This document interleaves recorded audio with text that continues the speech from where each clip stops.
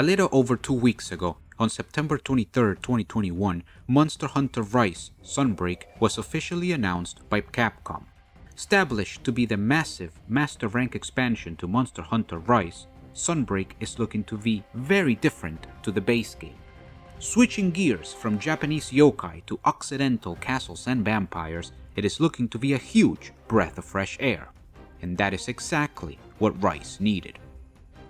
The shortcomings of Monster Hunter Rise are, at this time, well known, and I will not go over them here. That goes beyond the scope of this video and requires a much lengthier amount of dedication. It is another project for another time. That said, under no circumstance can Monster Hunter Rise be considered a bad game. On the contrary, it is a very good game and a fantastic Monster Hunter.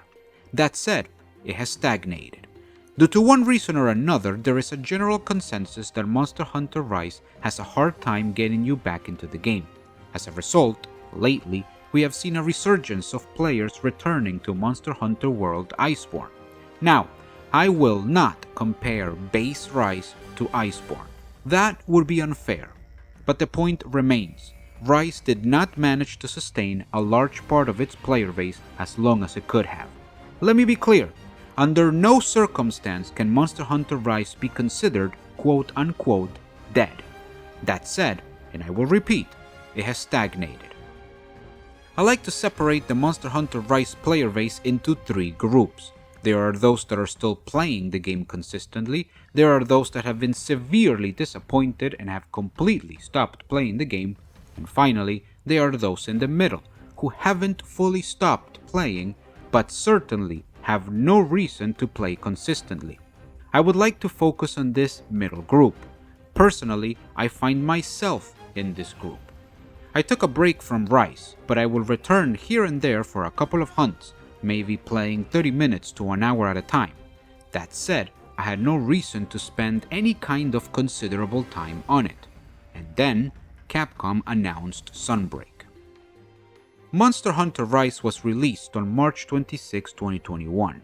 As we know, Sunbreak was announced on September 23, 2021. This is a few days short of 6 months later. In comparison to World, we have that Monster Hunter World was released on January 26, 2018. Later on, Iceborne was announced on December 10, 2018. This is almost a year later. The difference is palpable. Sunbreak was announced in half the time that Iceborne was, and, in my opinion, there's a reason for it. I believe that Capcom understood that it needed to shake things up and intervene in Rise's stagnation. It does not have to be anything large, just the physical evidence that something was coming, the message that there is something to look forward to besides a few in-house collaborations and even more paid DLC cosmetics. Capcom needed Sunbreak to make an appearance, and I have to say that it worked, at least to some degree. Going back to that middle group of players, I will use myself as an example. Personally, I really like the new aesthetic that Sunbreak offers. Castles and vampires are things that I like much more than shrines and yokai. I was drawn in. I began to consume the Sunbreak information, and as a result, Monster Hunter Rise has been on my mind for a longer period of time. Naturally, I picked up the game again. Even though I have not been grinding as much as I was when the game was released, my playtime in the last few weeks has definitely increased in comparison to the last few months. With just a few teaser trailers and some tidbits of information, my interest in Rise increased. I am returning to play all of those weekly event quests that I missed. I am hunting for a crown or two. I am reviewing notes on strategies and builds. In short, it got me back into the game. I am sure that this happened to other hunters as well. Granted, Sunbreak's announcement is not going to fully revitalize Rise to the levels of its first few months of release. But it worked like opening a small window works in a closed-down home. It begins a process of refreshment. Announcing Sunbreak was needed, and the timing could not have been better. Now, the question is, will Capcom be able to make this last until release? Sunbreak has the tentative release date of summer 2022.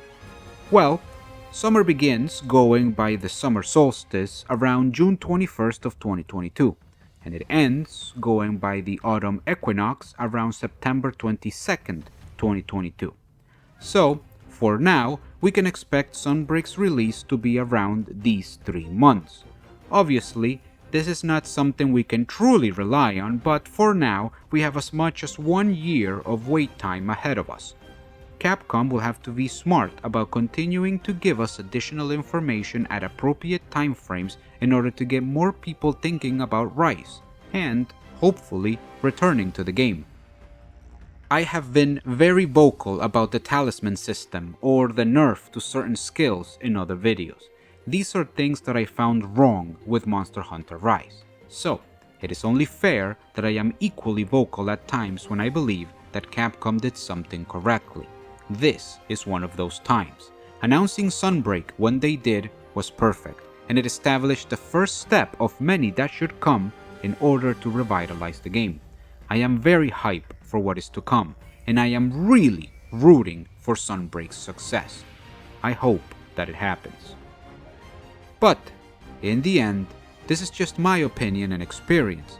I would like to know yours. What do you think of the timing of Sunbreak's announcements? Did it get you to start playing the game more frequently? Please, do not hesitate to leave your thoughts in the comments below. I am interested in hearing all points of view so I can better understand what other hunters are thinking. For now, I would like to thank you for your time, and I hope I get to see you on the next one.